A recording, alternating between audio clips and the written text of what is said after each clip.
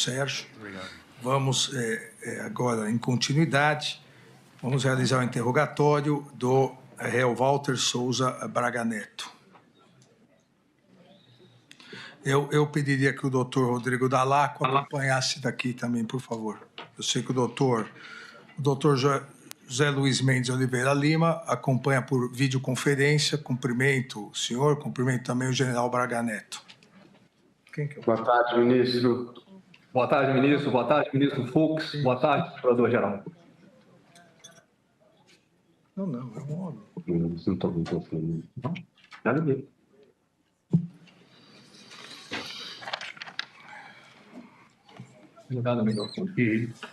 Então, o general Braga Neto, o senhor já foi devidamente qualificado. Eu, assim como os demais réus, informo o senhor que o senhor tem direito ao silêncio e à não autoincriminação, não há a necessidade, não há o compromisso de dizer a verdade. Onde o senhor reside?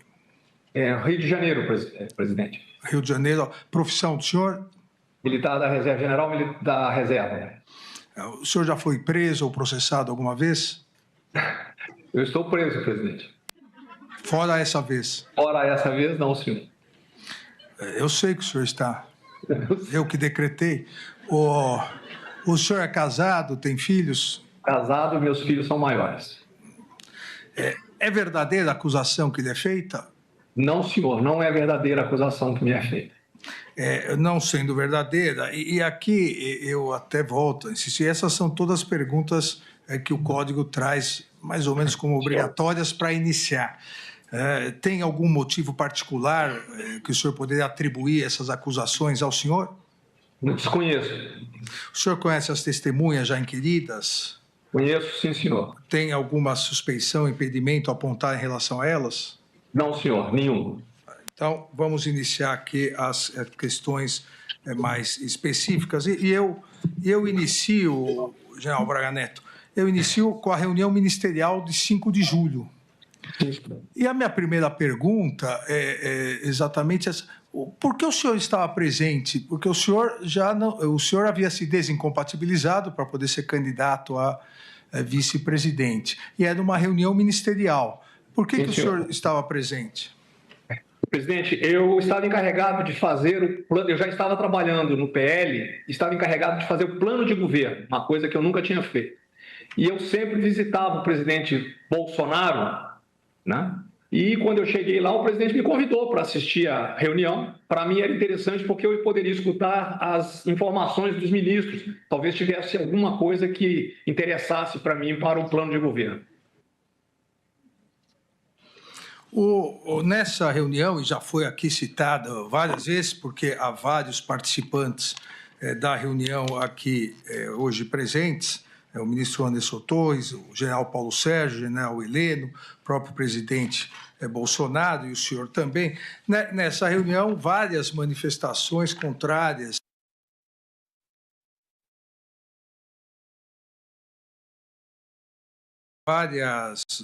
manifestações, não com críticas, porque crítica, todos podem ser criticados, mas dizendo que haveria fraudes, dizendo que a Justiça Eleitoral era conivente, que a Justiça Eleitoral tinha um lado, manifestações... Sem som. Melhorou, general?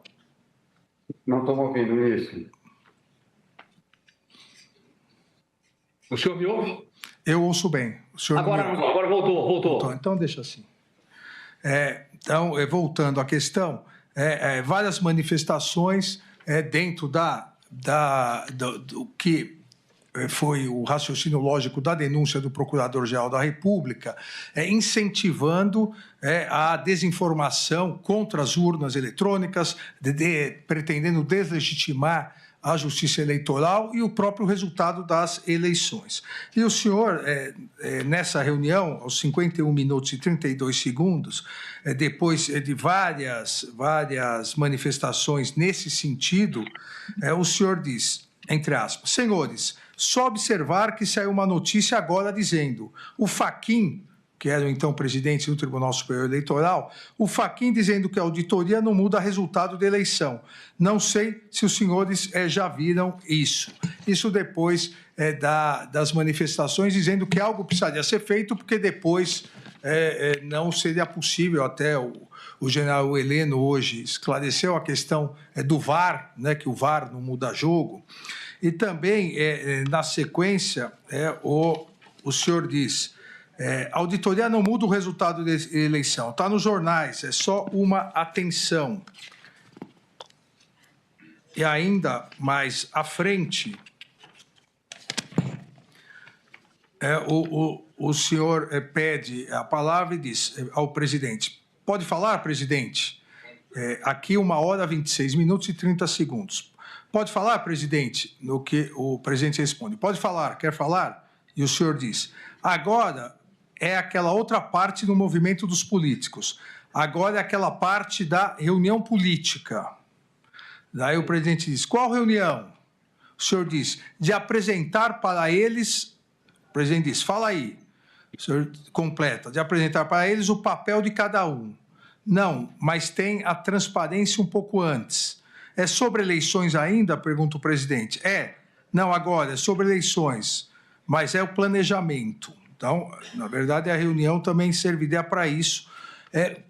O senhor quer esclarecer a sua participação nessa reunião, por favor? Sim, senhor, sem problema. O assunto de urnas era um assunto que estava para todo lado, né? Toda hora se falava. O ministro da Defesa, tinha dado uma explicação, estava prestando algum esclarecimento sobre a equipe dele que participava da ajuda no Tribunal Superior Eleitoral. E eu, por acaso, estava mexendo no telefone e a mensagem de jornal apareceu. Eu só chamei a atenção para o caso da mensagem de jornal.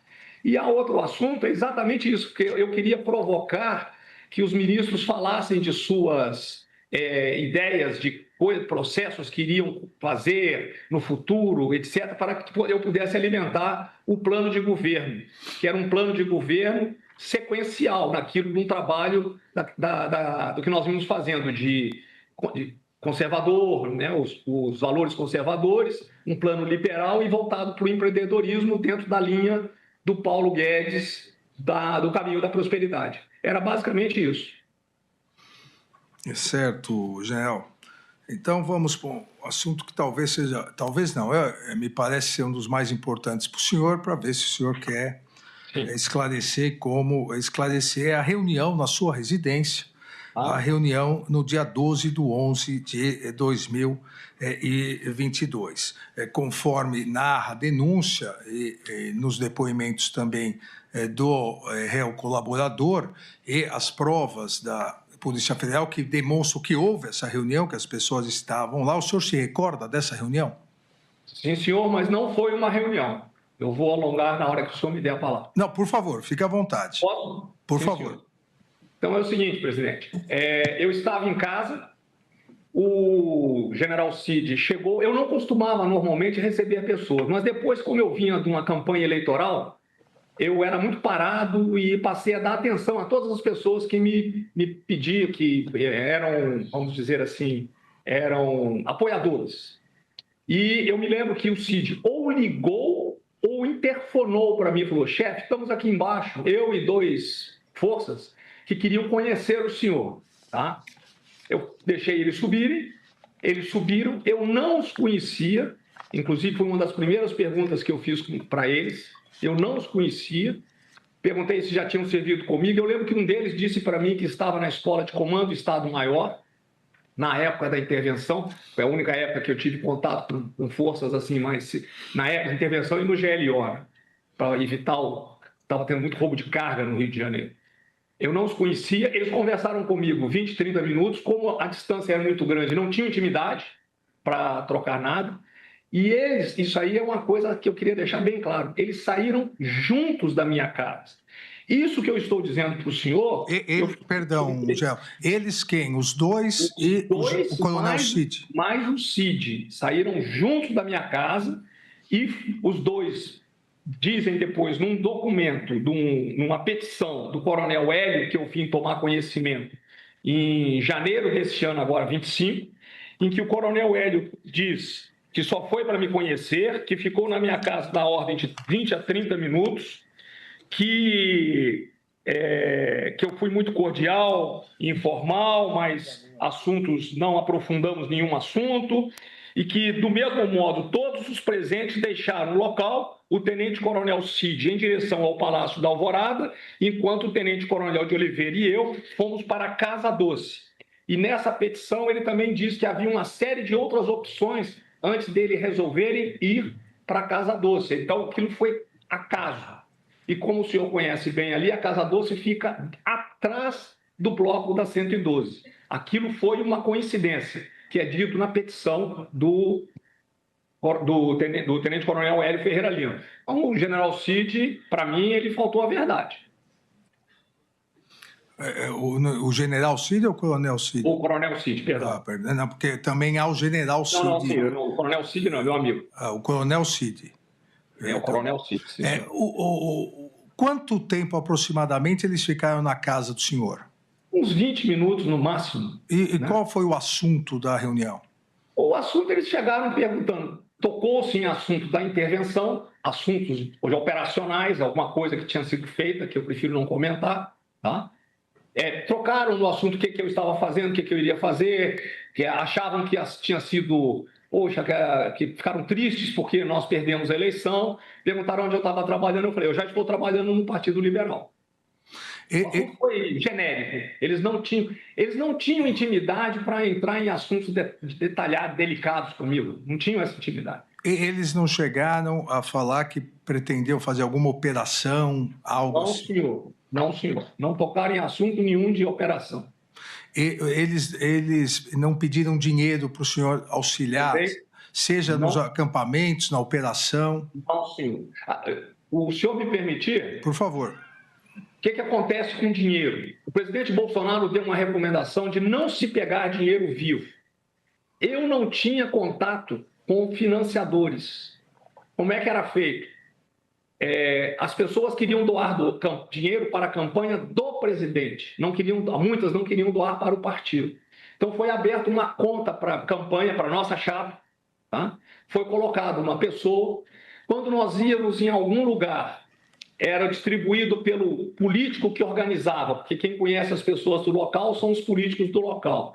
Eles distribuíam um cartão que tinha sido feito pelo PL, e esse cartão tinha uma conta, e esse dinheiro entrava e ele só saía de acordo com as normas previstas pelo Tribunal Superior Eleitoral.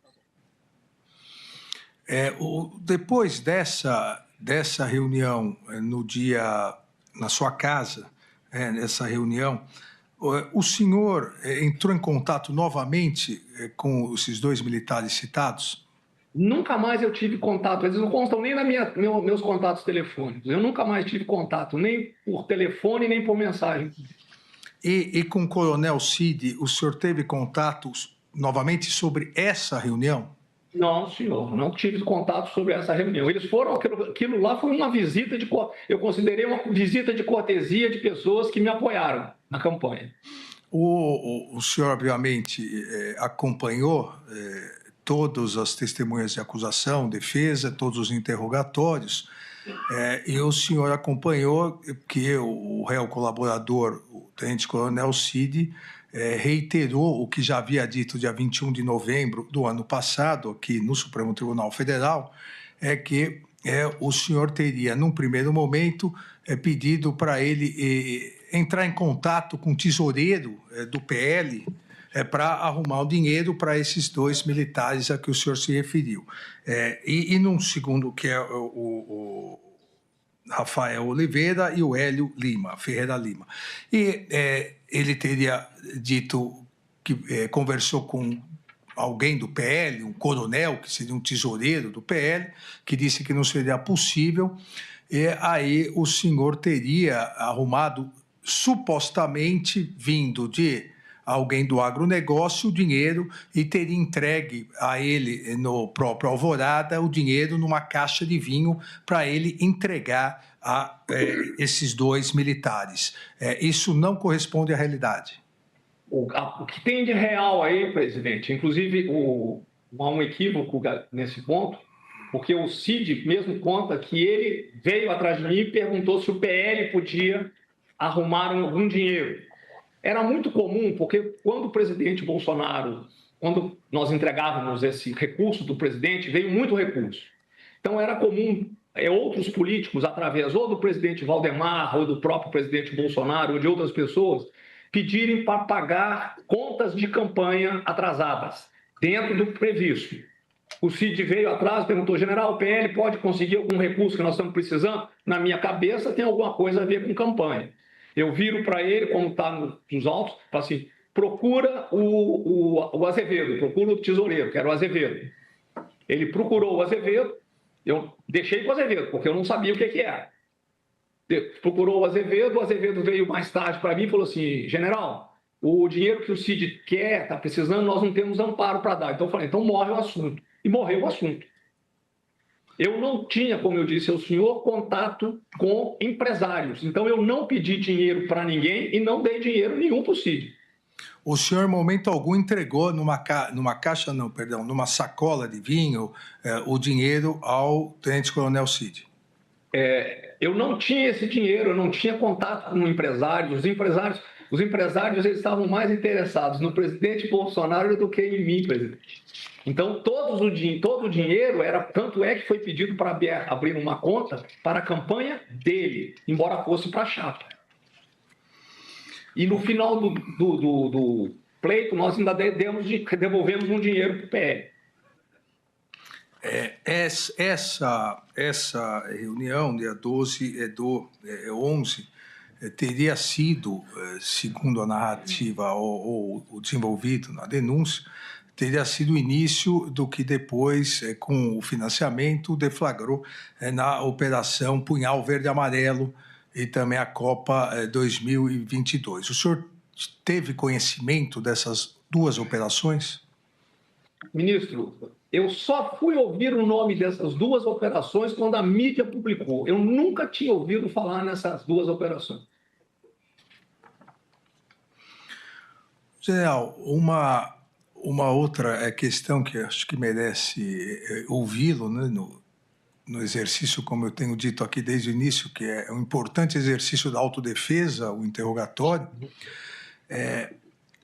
a partir do momento em que, segundo consta na denúncia, principalmente o comandante Freire Gomes não teria dado seu apoio ao golpe, à tentativa de romper o Estado Democrático de Direito, ele passou a ser atacado pelas redes sociais de maneira a pressioná-lo.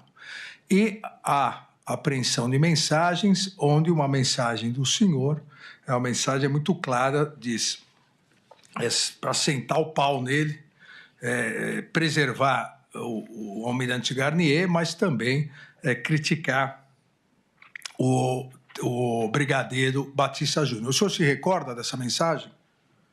Ministro, eu me recordo dessas mensagens que eu vi no inquérito, né? Mas essas mensagens no inquérito, elas estão fora de contexto, estão descontextualizadas. Eu não me lembro de ter enviado essa mensagem, tá? Eu não me lembro de eu ter feito essa mensagem. E por isso, uma coisa eu posso confirmar para o senhor com certeza. Eu jamais ordenei ou coordenei ataques a nenhum dos chefes militares. Pelo contato que eu tinha com eles, se eu tivesse que falar alguma coisa, eu falaria pessoalmente com eles. E eu não tinha contato com eles. Eu não coordenei isso aí. O senhor recebeu mensagens no dia 7/12, que foi exatamente no dia da reunião que o presidente Bolsonaro teve com o então ministro da Defesa, general Paulo Sérgio, o comandante Freire Gomes e o almirante Garnier. O senhor recebeu uma mensagens que constam também nos autos, do capitão Sérgio Rocha Cordeiro, e trocou mensagens com ele. Então, seria uma conversa, eu vou ler aqui. Força, Cordeiro. Porra, parece que tem uma reunião importante aí no Alvorada agora. mostra esse vídeo para o comandante, bota essa para todo mundo ver. Cara, a história, minha história é marcada por momentos como esse que a gente está vivendo. E uma mensagem dele enviada para o senhor: Força General. General, está havendo uma reunião importante, eu acredito. E acredito que o senhor esteja presente. Ele também mandando para o senhor. O Mário Fernandes mandando para o Cordeiro, Sérgio Rocha Cordeiro, a primeira mensagem, e o Mário Fernandes mandando para o senhor essa segunda mensagem, no mesmo dia em que estaria ocorrendo a reunião. O senhor se recorda de ter recebido essa segunda mensagem? Eu repito: Força General. General, está havendo uma reunião importante agora no Alvorada, eu acredito. E acredito que o senhor esteja presente. Se recorda, não? Eu não me recordo de ter visto, de ter lido a mensagem, de ter visto a mensagem ou ouvido. Era vídeo? Era áudio, presidente? Não, era mensagem de WhatsApp. O que eu me lembro, eu não respondi essa mensagem dele. Eu dei uma olhada assim e não me lembro. Não, eu tenho certeza que eu não respondi. Nem tomei conhecimento. Certo. Há um vídeo também que circulou nas redes sociais. No final do ano, o senhor compareceu ao acampamento. Não era acampamento, o senhor estaria saindo do Palácio, no Cercadinho, no conhecido então como Cercadinho, e teria dado declarações quando os populares chegaram até o senhor, teria dado declarações: não acabou, calma, fiquem tranquilos. O senhor gostaria de esclarecer esse vídeo que acabou viralizando, né, nas redes sociais? Eu conto, isso aí é até bom, presidente, para ficar bem claro isso aí. Eu não costumava parar ali na frente do Palácio, porque normalmente tinha muita gente. O próprio presidente tinha me falado para mim para tomar cuidado para não parar ali. Naquele dia tinha pouca gente, tinha uma senhora na chuva com uma criança chorando, fazendo sinal para mim, pedindo para parar para tirar uma foto comigo. Quando eu parei ao lado da senhora, ela começou a chorar, né? Eu até abraço a senhora, eu estava até com uma bala na boca, eu lembro desse vídeo, estava com a bala na boca. Ela chorando, eu falei: minha senhora, eu falo, vamos ter fé para ela, normal, né? E eu falo assim: não, tem alguma coisa aí, só não posso falar o que é. É porque eu sabia que o PL ia entrar com aquele documento no Tribunal Superior Eleitoral. E eu achei que aquilo poderia render alguma coisa. Eu não me lembro exatamente se eram 3 ou 2 dias. E eu não podia dizer para ela: não, fica tranquila, porque o PL vai entrar, porque vai que o PL resolve não entrar com o documento. Então, foi exatamente por causa disso que eu disse para ela: vamos ter fé que vem alguma coisa aí, vamos ver o que dá. As datas, o senhor vai ver que foi logo depois que entrou com o documento. Pois não. Há ainda uma outra troca de mensagens no dia 14/12. É o dia da segunda reunião, aqui tratada entre o comandante, entre o ministro da Defesa e aí os 3 comandantes. Uma mensagem enviada por Ailton Barros para o senhor,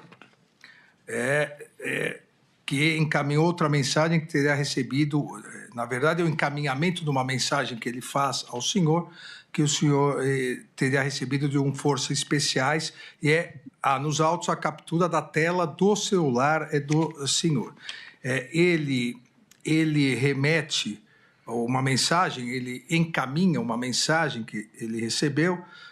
Cada vez mais a nação brasileira precisa de você e exige o seu posicionamento. Kid Preto é apoiado o governo, visto que são instituições de Estado. É exatamente o enfoque. Precisamos salvar o nosso Estado democrático de direito. Qual é a dúvida? Qual é o receio? Ou você toma uma atitude de patriota, urgentemente, ou todos nós, militares, amargaremos pelo resto de nossas vidas a marca da desonra, da covardia e de ser... Aqui está seremos, mas seria sermos considerados traidores da pátria, mesmo honrando o glorioso exército de Caxias ao longo de toda a nossa história. Então, aqui é essa mensagem, o Ailton Barros reencaminha para o senhor, aquelas mensagens que são reencaminhadas. E o senhor, na tela, consta, o senhor responde: meu amigo, infelizmente tenho que dizer que a culpa pelo que está acontecendo e acontecerá é do general Freire Gomes. omissão e indecisão não cabem a um combatente. Ao que ele responde, então vamos continuar na pressão, e se isso se confirmar, vamos oferecer a cabeça dele aos leões. E vem a sua resposta, oferece a cabeça dele, cagão. O senhor se recorda dessa... Presidente, eu não me recordo especificamente das mensagens, e eu lembro de alguns dos prints, mas como eu disse ao senhor, os prints eles estão desconexos, né, porque ele não traz a sequência toda da conversa. Que eu volto a afirmar ao senhor o seguinte, eu nunca determinei nem coordenei nenhum tipo de ataque contra o Freire Gomes, nem contra o Batista Júnior, nem contra o Garnier, nem contra ninguém. Também estaria fora dessa sequência do senhor o que a Procuradoria indica que o senhor tentou também pressionar o então comandante do Sudeste, na verdade, pedindo que pressionasse o então comandante do Sudeste, hoje comandante do Exército, o general Tomás, também numa mensagem que estava no seu celular, dizendo: o Tomás foi no VB, o ex-comandante Vilas Boas, ontem, e aí, acredite, ele deu uma mijada no VB e na CIDA. Terminou dizendo que os dois serão prejudicados com as intervenções sem noção que estão fazendo. Na saída, ele resolveu abrir o jogo e falar mal de todo a AC, principalmente do Teófilo, do Barata. Parece até que ele é PT desde pequenininho. E aí continua. O senhor se recorda dessa mensagem também? Eu disse para o senhor, essas mensagens, como elas são prints, estão desconexas, e eu digo para o senhor o seguinte, eu não escrevi essa mensagem. Eu nunca escrevi essa mensagem. Primeiro que eu conheço o Teófilo Tomás. Eu sei que o Tomás, na realidade, ele tem uma ligação muito forte com o presidente Fernando Henrique. Não tem nada de PT, não tem nada disso. Tá? As mensagens elas estão desconexas e não tem a conversação para saber se aquilo que eu encaminhei... Eu tinha mania, às vezes, da pessoa me perguntar alguma coisa, eu copiar uma mensagem e mandar a mensagem que eu tinha recebido. Entendeu? Para me livrar daquilo ali. Certo, General. Para encerrar aqui a minha indagação, o senhor entrou em contato, o senhor até na confusão de patentes falou no general Cid, que na verdade é o general Lorena Cid, que foi comandante, inclusive, do Sudeste, né? O senhor chegou a entrar em contato com o general Lorena Cid para conversar sobre a colaboração premiada que tinha sido realizada pelo filho dele, o réu colaborador, Tenente Coronel Cid? Eu agradeço ao senhor, digo para o senhor, eu nunca telefonei para o Cid. Quando o Cid estava aqui em Brasília ainda, antes, lá no início, que o pai dele, o general, veio a Brasília, eu inclusive fui pessoalmente, eu e minha esposa, na casa dele, lá no início, lá atrás, 23. Foi quando eu visitei o Cid e eu perguntei como é que ele estava, para dar um apoio moral a ele. Essa mensagem que dizem que eu falei com o Cid, o pai do Cid é que me ligou, e o que ele me queria, ele me pediu, foi ele que me pediu, ele queria apoio político para o filho dele.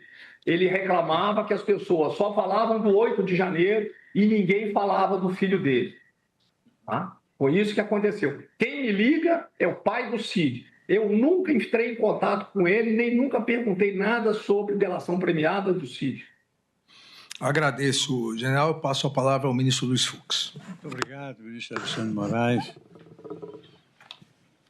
General, o senhor visitou em alguma oportunidade o acampamento?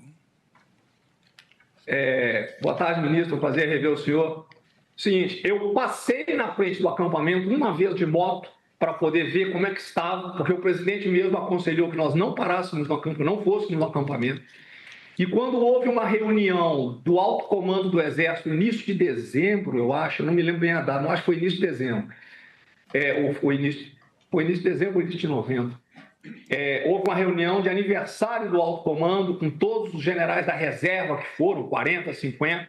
Eu não passei no acampamento, mas do alto, lá do prédio do comando do Exército, nós víamos o acampamento, lá embaixo.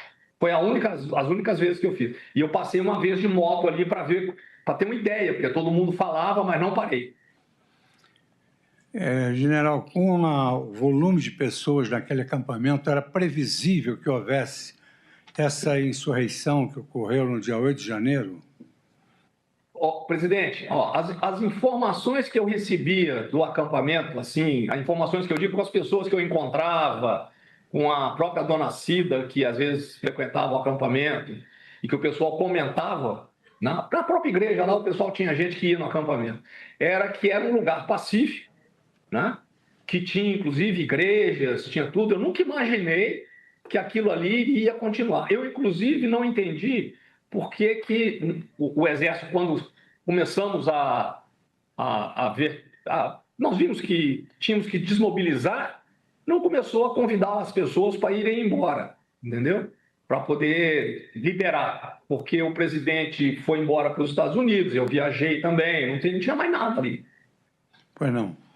General, alguém assinou esse plano verde-amarelo, esse punhal verde-amarelo? Eu desconheço esse plano, nunca vi esse plano. Satisfeito. Agradeço, ministro Luiz Fux. Passo a palavra ao procurador-geral. Obrigado, ministro relator. Eu saúdo o general e os seus ilustres advogados. E a minha indagação, senhor presidente, é o seguinte: nas buscas e apreensões que foram realizadas na sede do Partido Liberal, foi encontrada na mesa do assessor do general que está sob interrogatório, o assessor dele chamado Coronel Flávio Botelho Peregrino, uma pasta com o nome Memórias Importantes. E nessa pasta continha um esboço da denominada Operação 142. Esse documento aludia ao artigo 142 da Constituição e traçava uma estratégia de ofensivas contra o Supremo Tribunal Federal. Mencionava um decreto presidencial de ruptura com a normalidade democrática e falava em controle da narrativa midiática. O plano previa ações como anulação das eleições, prorrogação dos mandatos, substituição de todo o TSE e preparação de novas eleições. E, no final, o documento estabelecia: Lula não sobe a rampa. Esse foi arquivado numa pasta com esse nome Memória Importante. Eu gostaria de saber do general se ele tem algo a dizer sobre esse documento. Por favor, general. O Peregrino, ele era um assessor meu voltado basicamente para a comunicação social e ele fazia media training para mim e tudo mais. Ele nunca me apresentou esse documento. Eu vi o documento, eu vi o esboço, aquele é um pedaço de papel com um desenho escrito. Eu vi quando eu tive acesso ao inquérito, mas o Peregrino nunca me apresentou aquilo, nem tocou no assunto. Mas ele era encarregado de fazer qualquer possibilidade de arguição que eu tivesse, ele me preparava para a mídia training. É só, presidente. Muito obrigado. Agradeço ao Procurador-Geral da República. Eu passo a palavra ao doutor Jair Alves Pereira, advogado do réu colaborador. Sem perguntas, ministro. Obrigado. Agradeço. Então, eu passo a palavra aos advogados do depoente. Eu passo a palavra inicialmente ao doutor José Luiz Mendes Oliveira Lima. Boa tarde, ministro Alexandre de Moraes. Boa tarde. Boa tarde, ministro Luiz Fux. Boa tarde, doutor Paulo Gonet, senhores servidores da Justiça, eminentes advogados. Boa tarde, general Braga Neto. Boa tarde. No ano de 2021, Sim. foi instituída a Comissão de Transparência Eleitoral. As Forças Armadas naquela oportunidade foram representadas pelo general da divisão Éder Garcia Portela. Sim. Durante as eleições de 22, essa comissão fez um relatório de fiscalização do sistema eletrônico. O senhor teve ciência desse relatório, general? Eu sabia que tinha o relatório, mas eu tenho por norma, toda vez que eu saio de uma função, eu não me intrometo mais naquele local. Isso aí era uma função relativa ao novo ministro da Defesa. Eu tomei ciência que havia o relatório, aquela ciência que sai na mídia só. Em novembro de 22, general, o senhor recebeu do Mauro Cid um documento nominado Sim. Bolsonaro Minuto Defesa 0611, semifinal, endereçado ao então ministro da Defesa, general Paulo Sérgio Nogueira de Oliveira. Esse documento aponta supostas fraudes nas urnas eletrônicas. O senhor participou, objetivamente, da elaboração desse documento? Para ser sincero, eu tinha muito documento que eu recebia muita mensagem. Então, eu não me lembro nem de ter recebido esse documento. Tá? Não me lembro de ter recebido e não participei essas reuniões que tratavam sobre questões de urnas eletrônicas, eu não participava delas. E por que o Mauro Cid teria encaminhado isso ao senhor? Muitas pessoas tinham na cabeça que eu era a pessoa, o braço direito do Bolsonaro, eu estava ligado porque eu era candidato a vice-presidente, para me dar conhecimento, porque eu tinha sido candidato a vice-presidente, porque eu estava no PL, eu não sei o motivo que ele fez. E o senhor discutiu esse documento com o Mauro, Não. com o general Paulo Sérgio Nogueira ou com alguma outra pessoa? Não, senhor, nunca discuti esse documento com ninguém. Na opinião do senhor e pela experiência do senhor, a eleição de 2022 teve fraude? Não, senhor, teve fraude. General, eu vou precisar ser específico, mais específico sobre algumas questões que foram colocadas, ministro Alexandre, rapidamente. Eu preciso ser mais... O senhor tem conhecimento, o senhor teve conhecimento na época de qualquer tipo de plano que atentasse contra a vida de ministros, entre eles o eminente ministro Alexandre de Moraes, ou integrantes do Poder Executivo? Doutor, é o seguinte, eu fui para fora do Brasil, fiquei 9 meses numa área de combate numa brigada australiana defendendo a democracia. Eu sou um democrata, eu não queria participar de um plano, apoiar um plano que falasse de atentado contra autoridades do legislativo, autoridades do executivo, não queria participar de um plano desse. O senhor participou da discussão de alguma elaboração de algum outro plano? Não, senhor, não participei.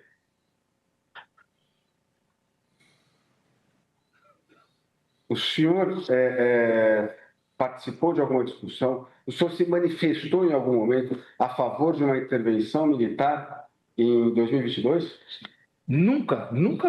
Primeiro, nunca ouvi falar em intervenção militar. Nunca ouvi falar. Essa palavra golpe apareceu na mídia. Né? Nunca tinha ouvido falar isso dentro do palácio com o presidente Bolsonaro, nem com ninguém. Então, nunca ouvi falar, nunca participei de nada disso.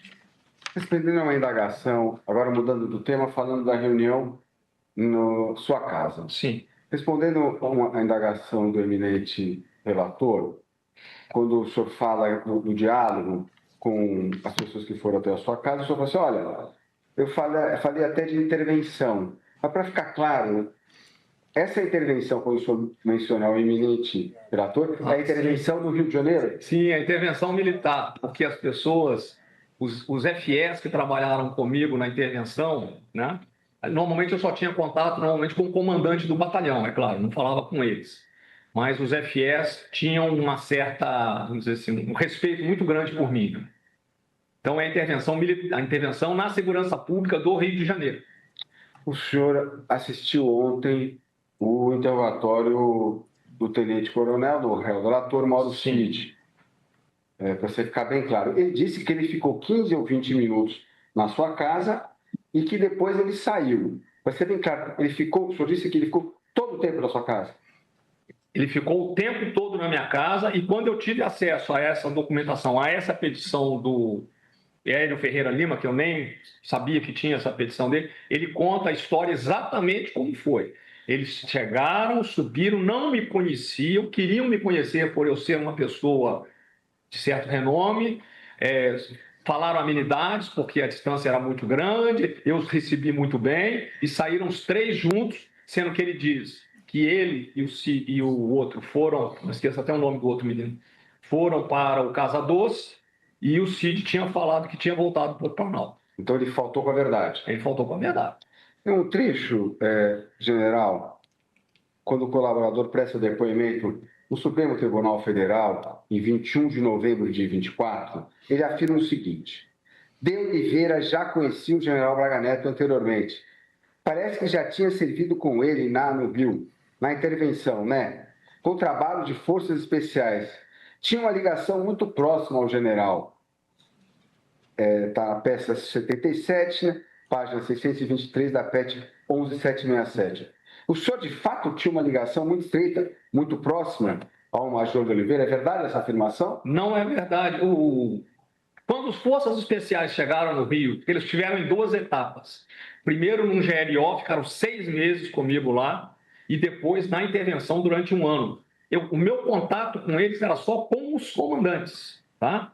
Eu não tinha contato com a tropa e com os operadores especiais. Se ele estava, eu nem sabia disso. Se ele estava nas operações lá de baixo, ele não teve contato comigo lá na intervenção, pessoal. Também o réu colaborador, portanto, ele faltou com a verdade nessa afirmação, é isso? Não é verdade. Sim.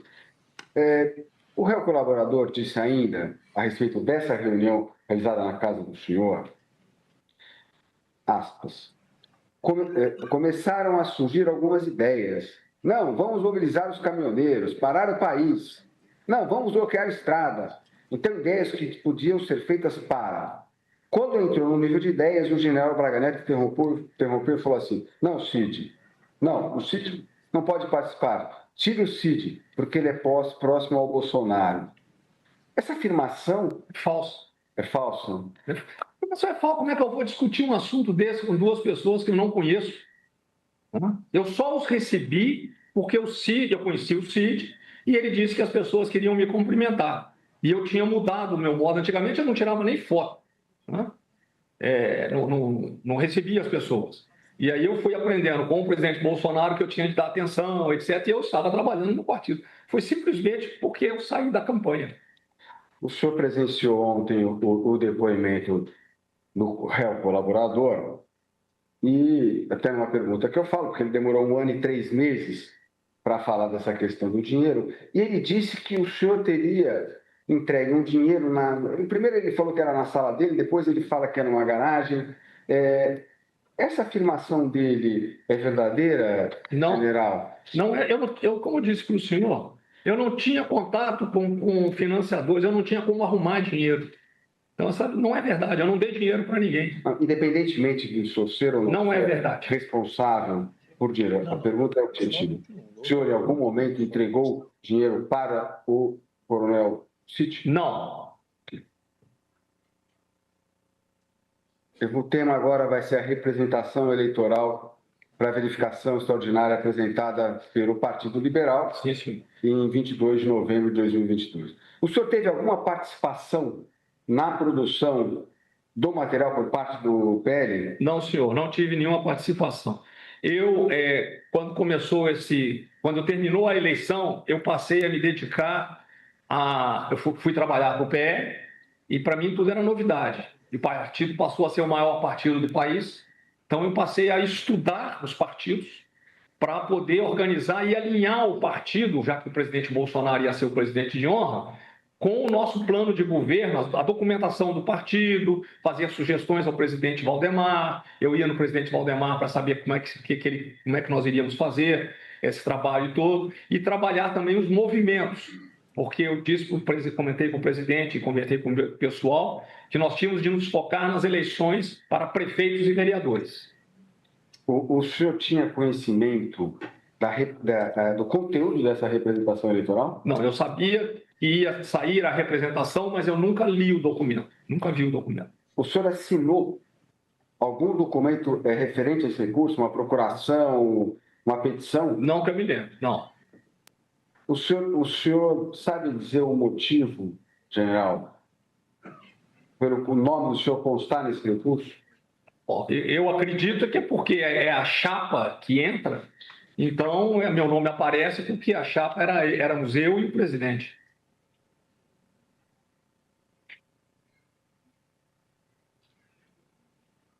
Em dezembro de 22, sim, o senhor teve uma série de trocas de mensagens com Ailton Gonçalves Barros. Quando o senhor conheceu o senhor Ailton Barros? Eu não conhecia o Ailton, eu fui conhecer o Ailton num PL. Tinham alguns candidatos lá do Rio de Janeiro que vieram e me chamaram para poder tirar foto com os candidatos. Foi quando eu conheci o Ailton. Eu conheci o Ailton de nome no Exército, porque ele tinha sido excluído do Exército. E como é que ele consegue o seu WhatsApp?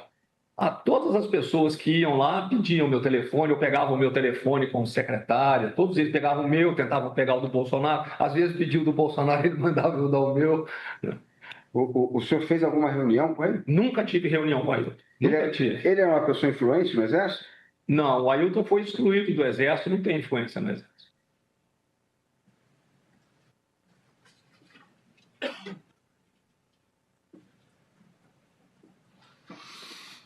Você já explicou sobre aquela mensagem. Só um minuto. Fica à vontade, doutor. Que várias já foram feitas, eu não quero tomar mais o tempo de Vossa Excelência.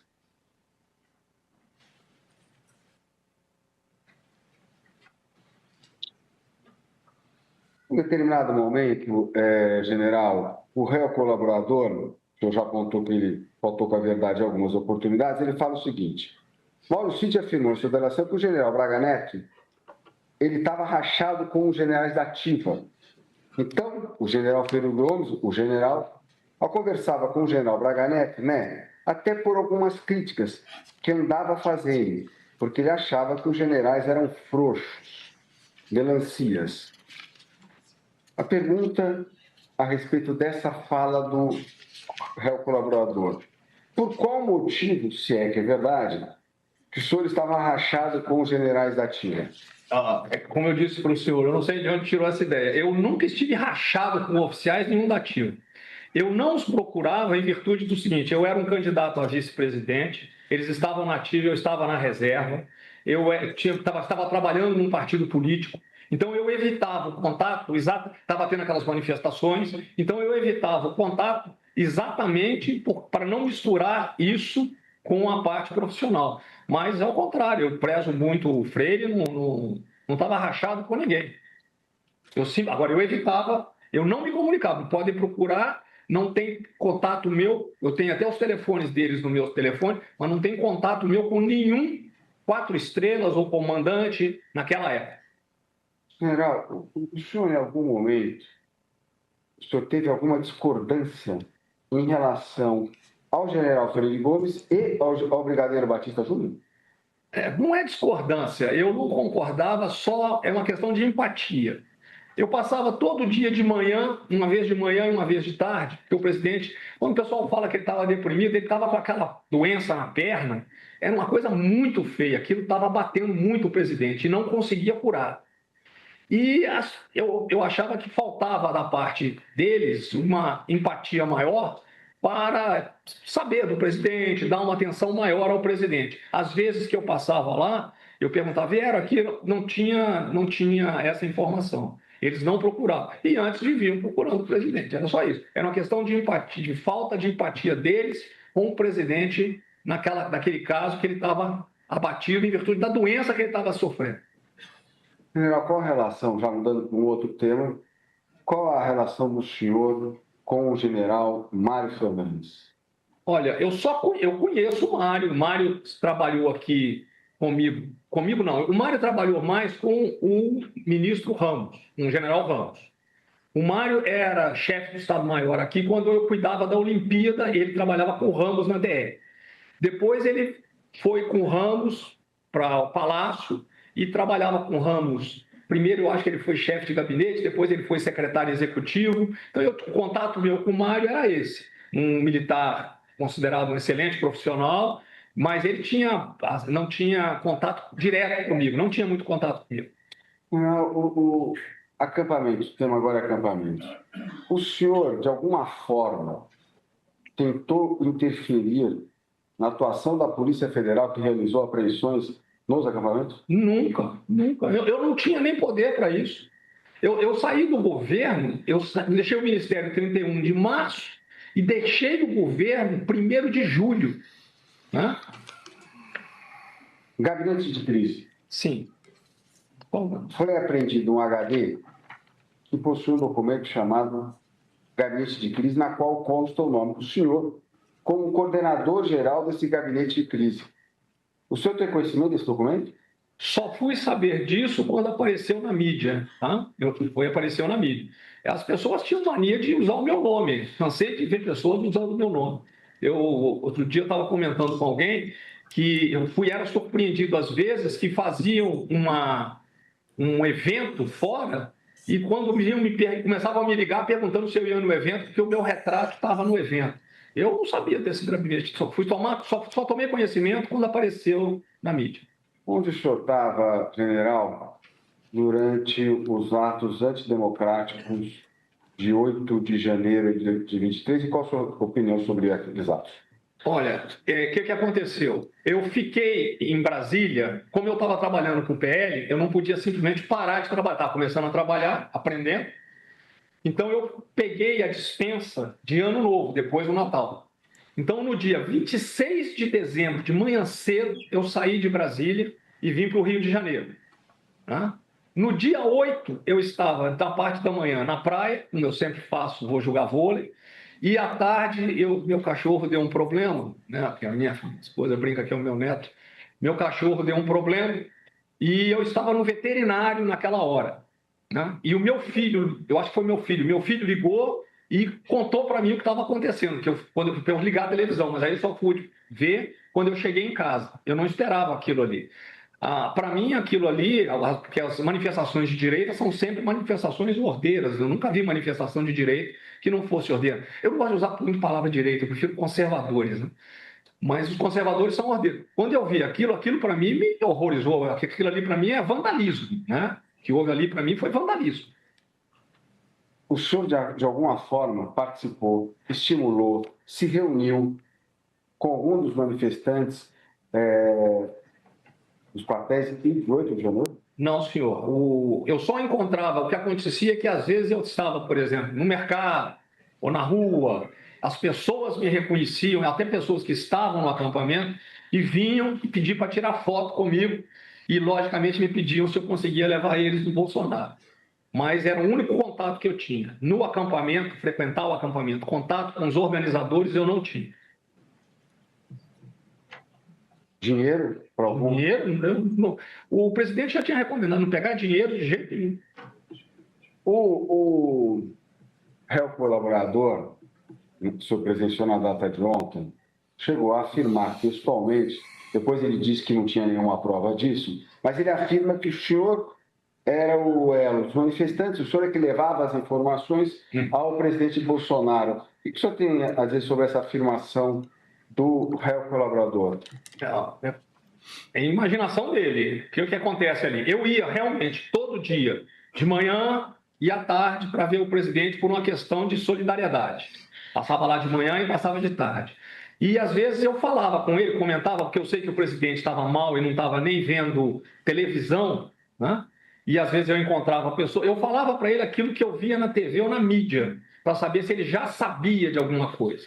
Mas não era um contato vamos dizer, dos integrantes do acampamento ou das manifestações. Era notícia de mídia que eu tinha recebido, que o pai contava se ele tinha sabido. Aquilo que saía nas mídias sociais, normalmente ele sabia de tudo, porque ele não sabia de coisas que às vezes passavam na televisão. Estou concluindo, presidente. O réu colaborador, Mauro Cid, também informou que o senhor, vou ler, intermediou, agora eu não sei quais eram os contatos dele, para que os caminhoneiros não parassem o país, para que não tivesse nada de pesado. O senhor confirma essa afirmação feita pelo réu colaborador? Negativo. O próprio presidente já disse que quem fez a mensagem para os caminhoneiros foi ele. Eu não tinha contato com essas pessoas, não. Não sabiam nem quem eram os integrantes desses caminhoneiros. Presidente, satisfeito, mais uma vez eu agradeço a atenção e a paciência de Vossa Excelência com a defesa. Não, eu agradeço, doutor José Luiz Mendes de Oliveira Lima. Eu indago agora, na sequência, o doutor Paulo Renato, se tem alguma questão. Sem questões, Excelência. Doutor Demóstenes Torres. Sem perguntas, Excelência. Doutor Elmar Novak. Sem perguntas, ministro. Doutor Matheus Milanês. Sem perguntas, Excelência. Doutor Celso Vilardi. Sem perguntas. Doutor André Farias. Sem perguntas, Excelência. Então, agradeço e também dispenso o advogado para voltar ao seu local. Com isso, nós encerramos todos os interrogatórios. Encerrados os interrogatórios, eu declaro encerrada a audiência de instrução da ação penal 2668. Eu